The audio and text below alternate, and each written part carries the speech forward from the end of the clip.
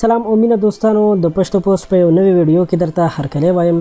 دوستانو د جمعې په ورځ چې په مسجد نبوي کې کله امام 2 صفه ولیدل چې نور کله به په دغه مسجد کې د جمعې د مانځه په دوران کې او یا د نورو منځونو په دوران کې په لکونو خلک موجود وو، خو کله چې هغه فقط 2 صفه ولیدل نو د تلاوت په دوران کې په سترګو کې اوښکې راغللې او بیا یې سترګې وچې کړې. دا ټول حقیقت څه په همدې ویډیو کې را سره وګورئ. دوستانو که زموږ چینل مو نه وي سبسکرایب کړی همدا اوس یې سبسکرایب کړئ چې په آینده کې زموږ د هرې ویډیو خبر تاسو ته درکړل شي. قدرمنو دوستانو تاسو ته به معلومه وي چې نن سبا دغه خطرناک وایرس زور اخیستی دی او په ټوله دنیا کې خور شوی دی. د دې سره سره که نورو ملکونو په خپلو ښارونو کې د سخت بندیزونو اعلان کړی دی او خلک یې په کور کې نیولي دي، نو دې سره سره سعودي عربستان هم ځینې داسې اعلانونه کړي دي چې د هغې په ترسره کولو سره ډیر خلک غمجن دي، چې په هغې کې یو اعلان دا دی چې حرمین شریفین یې خالی کړي دي او هلته به هیڅوک هم مونځ نه کوي. تیره جمعه چې کله د مانځه په دوران کې د مسجد نبوي امام تلاوت کوو نو د تلاوت په دوران کې سترګو کې اوښکې راغللې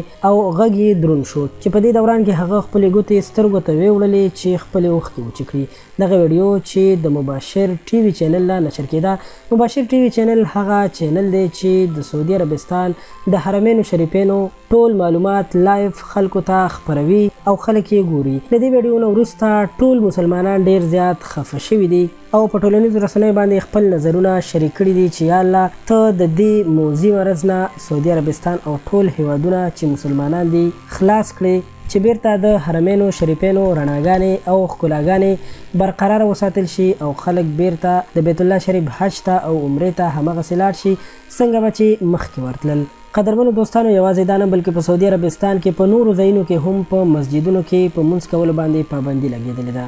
د سعودي حکومت وایي چې موږ دا اعلان ځکه کړی دی چې خلک د دې مرض نه بچ وساتل شي او په خپلو کورونو کې کینی تر څو چې د دې مرض لمن ټوله شي. دوستانو د یادونې وړ ده چې په مسجد نبوي او مسجد الحرام کې اوس هیچ چا ته هم د مانځه اجازت نشته دی، خو د سعودي حکومت دا ویلي دي چې دا پابندیانې موږ عرضي طور لګولي دي او کله چې دا وایرس ختم شي د هغې نه وروسته به هر څه خپل نورمال حالت ته راشي. د رپورټونو له مخې د مسجد نبوي قالینونه، فرش، د ایرکنډیشن جالۍ، روشندانونه او د نورو ځایونو خصوصي صفایي کیږي.